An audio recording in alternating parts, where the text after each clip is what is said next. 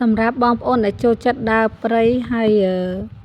ចង់ហូបអាហារធម្មជាតិណាបងប្អូននេះគឺពងក្រងពងថ្មិលទេបងប្អូនគឺជាអាហារធម្មជាតិ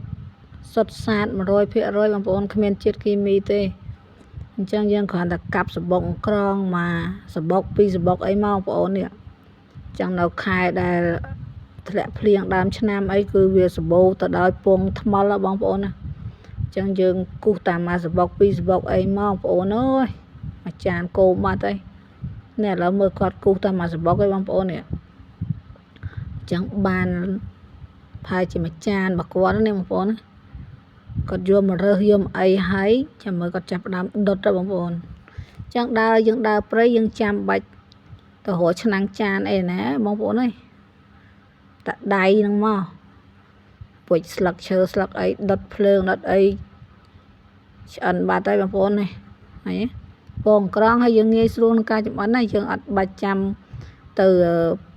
ចំណាយពេលយូរអីទេយើងឲ្យតែមានគ្រឿងមានក្រូវរបស់វាមកបងប្អូនហើយយើងយកទៅដុតវាអញ្ចឹងមកនេះបងប្អូននេះហើយសម្រាប់នៅពេលដែលយើងទៅដើរព្រៃអាហារដែលហូបដៃហ្នឹងគឺមានរសជាតិឆ្ងាញ់ណាស់បងប្អូន